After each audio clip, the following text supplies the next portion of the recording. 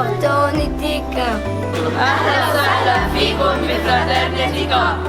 everyone to Fraternity Cup. La Voix de l'Enfant est une fédération qui regroupe actuellement 82 associations de protection et de défense des enfants en France et dans le monde. Nous intervenons dans 103 pays avec et au travers de nos associations. Aujourd'hui, ce sont 12 délégations qui sont présentes, 10 internationales, 2 françaises. Elles arrivent de Madagascar, d'Afrique du Sud, du Burkina Faso, du Vietnam et d'autres pays. Et ces enfants qui ont entre 10 et 12 ans, 3 filles, 3 garçons, viennent partager les travaux qu'ils ont menés pendant plus de 6 mois avant leur venue à Paris autour des droits de l'enfant, puisque 2019 va célébrer les 30 ans de la Convention internationale des droits de l'enfant.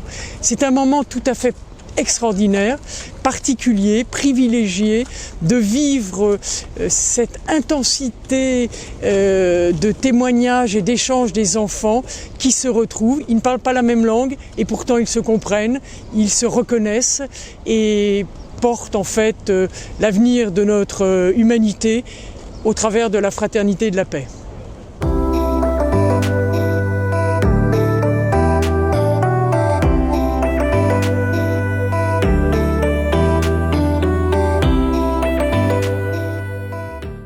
Pour la grande majorité d'entre eux, ils découvrent le musée pour la première fois. Ils arrivent dans un musée où il y a des pièces de leur continent, d'autres pays. Ils découvrent un musée qui présente beaucoup d'œuvres d'art très différentes. Et pour eux qui viennent de pays et qui viennent de quartiers ou de villages où il n'y a pas cet accès à l'art, c'est quelque chose d'exceptionnel. Donc c'est vraiment un programme avec beaucoup d'activités très différentes, mais l'objectif c'est vraiment qu'ils soient ensemble, qu'ils échangent, qu'ils puissent aussi comprendre l'interculturel, comprendre que les autres sont différents, mais qu'ils partagent des valeurs en commun.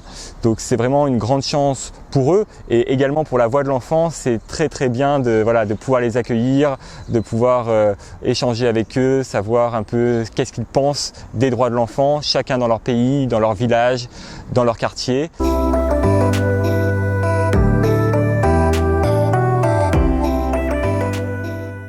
Les uns comme les autres étaient très intéressés et assez réactifs.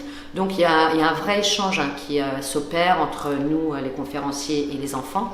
Et c'est vrai que les enfants étaient géniaux. Ils étaient à la fois, ils restaient toujours ouverts, intéressés, puis surtout réactifs à vouloir aussi enrichir le discours par leur connaissance. L'architecture du musée, qui est un musée ouvert où on n'a pas de cloison séparant les différents espaces, est particulièrement sensible.